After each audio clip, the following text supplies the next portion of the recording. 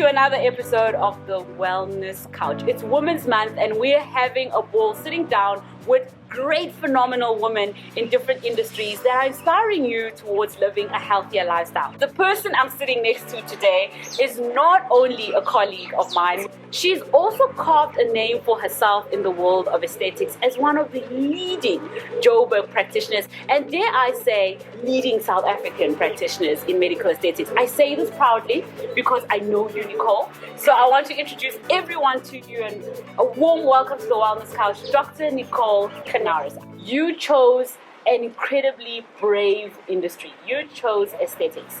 But let's roll the tape back to Nicole. Pre-husband, pre-children, what did you imagine yourself becoming? I can say from 5 years old, I knew I wanted to be a doctor.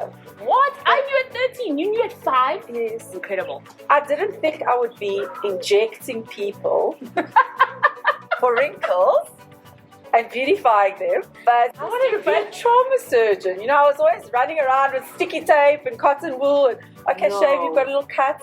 When did you know you're not going to be a trauma surgeon? I'd say ComServe had a bit of problems in the fertility department. Okay. And just decided to take a step back once I finished my community service. Right.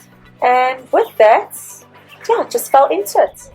Literally had people saying to me, come on, just do a little course so you can just touch us up and beautify us a little. This is a big moment for me to recognize that this was just I just happened to stumble upon this field.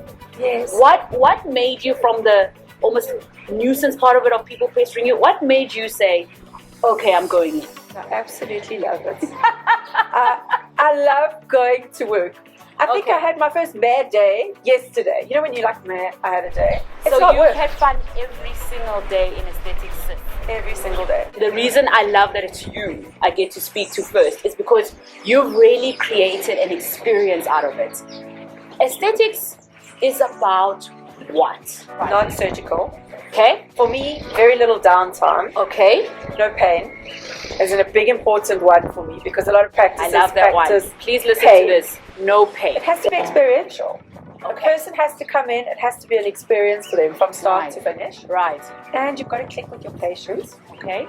Is it anti-aging? Okay. Is it making someone feel better about themselves? Mm-hmm. For me, it's confidence. It's being the best version of you. So you literally go somewhere and you're like, something bothers me. Right. I want to look better, Right. but I can't pick out what it is. Okay. And when I look at a face, Right. it's just seeing that artistic creation of how I'm going to improve it. Okay. So I get people every day saying, I want to have my lips done. Right. But is it doing your lips that's going to improve your face? Because often people with big lips look weird. They're the people that it's like that second look like, I'm gonna try holy hell, did I just see that? You know, like balloons on that woman's face. Right. So it's not a feature, it's the features coming together. Part of your journey as an aesthetic practitioner is hearing a lot of, I'm not happy with this, I'm not happy with this, I'm not happy with this. How do you, as both a doctor who has to be mindful of the ethical practice of medicine, which is first do no harm, how do you balance that with meeting a client's expectation of make this work? I was very lucky to have a very organic growth in patients from my area, as well as the continental community that basically supported me. Right. But then things changed with Instagram and social media. Right. So you start seeing people with different things. Right. And sometimes their reason for coming to you, it's not the right reason. Correct. So I've had people coming for a procedure that lands up actually being, maybe they're in a relationship of abuse. I just talk to them. It lands up being a whole counseling session. And so you really need to understand your patients. Correct. And where they're coming from. Right. And it's probably the reason I love aesthetics is because when you're in general medicine, Yes. you're dealing with sick patients. In aesthetics, you're actually dealing with happy, healthy patients. Right. But some of them have a need for something because they're not happy in themselves. Okay. Or they're not healthy. So people with cancer that have lost a lot of weight or lost their hair, that are not happy with the way they look, that don't recognize themselves in the mirror. Yeah. And you're literally helping them to be more of themselves. What I really love about what you said earlier is that Medesthetic is about confidence. Confidence. So being confident as a woman is both an inner work job and an outer work job. Take us through maybe 2 or 3 of the very common treatments. My favorite treatment, and probably the one that most commonly gets done, Yes. is wrinkle relaxing injections. Yes, take us through that. What So is simple. Okay. It's so quick. that? Right? It's a little injection, and we use the tiniest of needles, literally they're the size of a hair, Okay. and we numb the area before, Yes. and we literally remove all the negative aspects of your face.